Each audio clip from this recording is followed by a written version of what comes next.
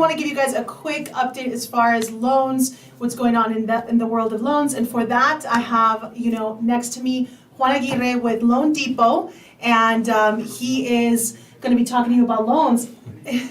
So, and just so you guys know, full disclosure, Juan he's not a big fan of videos, but apparently he's a big fan of Alfredo and watches him and follows him. So tell us, Juan, what's going on with loans on your end? Nothing much, guys. I mean, I'm pretty sure you guys hear it. There's definitely still programs out there to be had. The ones that I personally am a fan of right now is still the Home is Possible programs. There's two versions of it.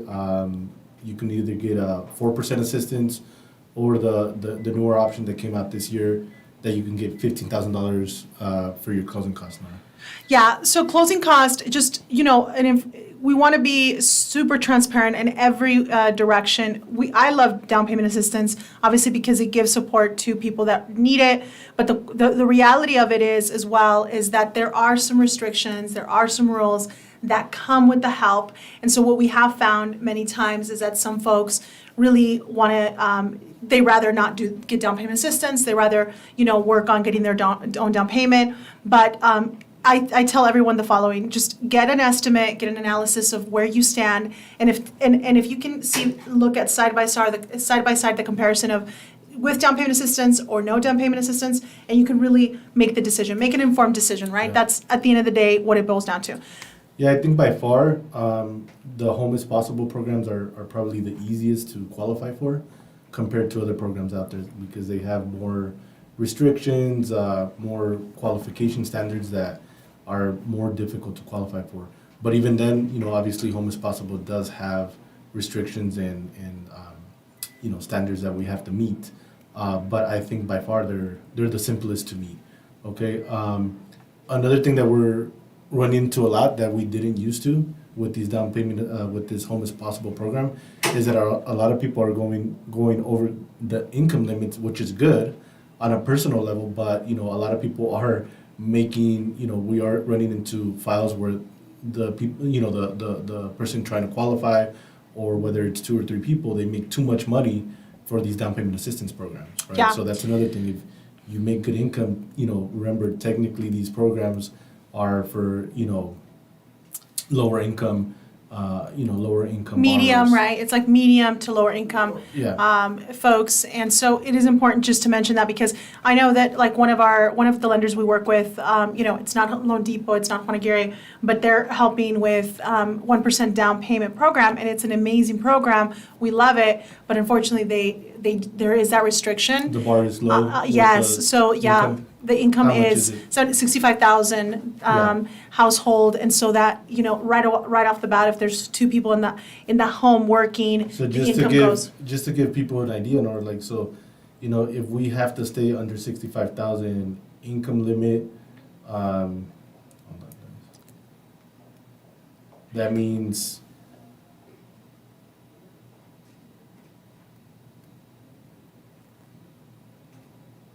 So I'm letting him do his numbers. Go I mean, ahead. it's not too bad, but then if you have other debts or other things that we have that that lender, that bank that has that program, Nora, I don't know if you want to mention it, but if there's other debt that they have to hit you with, then it is going to limit you on that price because at 6,500 you're probably looking at somewhere around 300,000. Okay. So, and that would be kind of like the best case scenario in Right. that situation.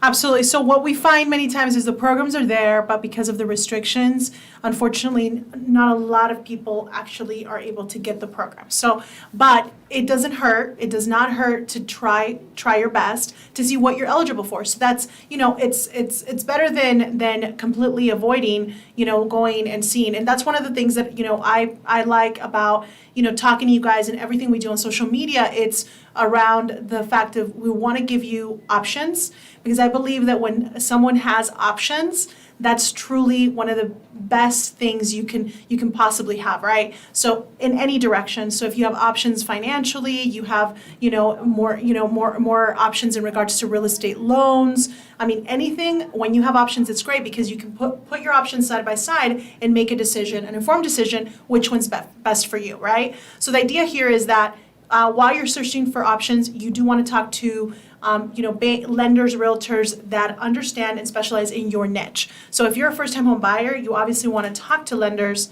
that understand first-time home buyers, that understand the programs, because there are a lot of lenders that maybe don't specialize first-time. They do other types of loans, maybe even investment loans, right? So I know that you're also... We do those as well. Absolutely. So you cover the investment side. And so one of the biggest parts here is, I'm excited to just share that part as well, is you have helped even, investors that are getting kind of multi-million-dollar contracts and be able to get a great loan through Fannie, right? Correct. Exactly. So, what was that loan? What was the interest rate on that? Something like that? It's something completely different. We're talking about a completely different type of scenario, but we have all those solutions for people that are in that situation, right?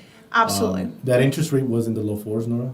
Low fours as an investor, and it's because it's a special type of loan. I know that was a little Well, bit. it's called an agency loan, and it's for specifically for multifamily investments.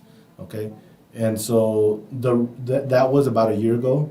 So the rate's not that low anymore, but those rates are for those are like in the mid fives.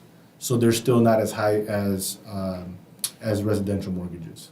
Okay. So that's a sector. And that's a good sign. I mean, it's a sign that the government believes a lot in multifamily. So they're offering still really great loans when it comes to that product. Right. Because the economy is bullish on multifamily right now. Very nice. So what are we saying is that you want somebody, if you're going to go into investing, you want somebody that understands loans on the investing side, because then they'll be able to pull out a different, all different types of products for you, where that's where you're going to kind of get the best, right? And as an investor, we know that if you can save some money, and in the long run, it'll go a long way, right? So if you can save a little bit on the interest rate, can save a little bit on the closing costs, if the property you get is priced a little bit below market value, everything adds up to then make it into a great, a great investment, right? Yeah, definitely. I wanted to give that, that tip to, and I don't give this, I don't say this only to customers or borrowers. I say this to even, real estate agents, because sometimes they have to deal with this dilemma as well. Where they have their client and they end up going with another realtor that maybe can offer other solutions. I always tell borrowers, it's a good idea to, maybe we can't get you exactly what you want, or what you want doesn't exist, as far as maybe you make too much money to qualify for down payment assistance. Maybe you don't have the credit score. Maybe you don't have, the specific qualifications for what you heard on the, let's say you watched a video just like this one and you're like, okay, I want that specific program. And then you go to the lender and they say, you know what, you don't qualify for it. But I always say, always explain your situation and let the lender or the real estate agent know, like, hey, this is what I'm trying to achieve, because maybe we can find a solution to it. Maybe it's not the way that you wanted it or the specific program, but we can find other ways to maybe get you what you want, or at least close to it, right? Absolutely. And that's what I'd like to know, because sometimes if we don't know what you're expecting or what you want, then we offer like, hey, this is, based on the information that we have as a lender, we offer this, right? And if it's like the client says, you know what, I don't like it, then they just stop there. They don't even want to maybe talk to the lender anymore, or even the realtor that referred them there, and they go somewhere else. But then they're just, kicking the can down the road. At the end of the day, the guidelines, the qualification standards are pretty much universal. So it's better to maybe, find a good lender and stick with that lender, and that lender will probably work hard to get you where you want to be, or at least close to it, right? Or offer alternatives on maybe how you can get there, maybe adding a cosigner. For example, a great thing about this Home is Possible programs, Nora, is that you can add co-signers that are not going to occupy the home with you, and we don't have to count that income towards the debt towards the income limits. So, like say for the Home is Possible program, the income limits for 3 people is 100 and I don't know off the top of my head, but let's just say it's $105,000, and you're close to it. You can add another person that's not going to occupy the home with you to qualify for more, but their income limit's not going to disqualify you. It's not going to take you over that income limit that the program has. So that's a cool feature about that program. So just what basically to kind of summarize what you're saying, Juan, is simply, go, do your homework, go out of your way to really find a professional that you click with, that you think this person absolutely is professional, has experience, and I can totally feel that there's a connection there, and I want to do business with them. When you do that, and when you've selected that professional, obviously we hope that it's our team. We hope that that's hopefully the goal, that we give you guys tools, and that you guys like that, and that eventually we get to earn your business. But let's say whoever you select, that the next step we would say is just make sure you're transparent. You go all in, and you tell them all of your kind of hopes, dreams, and your goals, so that way that professional can truly kind of unfold all of the options for you, rather than you just kind of share bits and pieces or one section. So where I was going with that, Nora, is that if we don't know, we can't guess. Like maybe if we do something a little bit different, maybe it'll work. For this client, right? So if you tell us, maybe we can find a way. Maybe it doesn't have to necessarily be through a specific program that you were hopeful that you could qualify for, right? So we're always, we're here. We're trying to help people achieve their goals when it comes to buying especially for people that are buying their first house. So we are offering a little bit of incentives over here at Loan Depot. It's not all of Loan Depot, it's just my your branch, team, yeah, mm-hmm. just my branch, and we're people that are getting an FHA loan, we're able to help up to 2% in incentives. Whether you can't use it for down payment, but you can either use it to buy down your rate or for your closing costs if you don't need to buy down the rate or you don't want to buy down the rate, and on conventional up to 1%. Okay. Perfect. So there's definitely ways that we can, help you meet your goals, but you guys have to tell us kind of where you're at and what you're trying to achieve. Excellent. So I know that what we're doing today is for everybody that's watching us on YouTube, on Instagram. We are also going to do a quick transmission. We're going to go live, and we're going to cover a lot of the information we covered right now in Spanish. So for those of you that want to hear the information in Spanish, just please go to our YouTube channel right now. We're about to go live and cover all of this in Spanish, or to our TikTok channel. I'm doing Spanish too. Or yes, you're doing. You're doing. No, you're doing Spanish too. So at the end of the day, my friends, we're here to serve you, to help you, give you ideas, tools. I've been in the real estate industry with more than 18 years. I know you've been in the real estate industry for like 12, 13 years. We understand we're in a kind of a unique position because we understand first-time home buyers.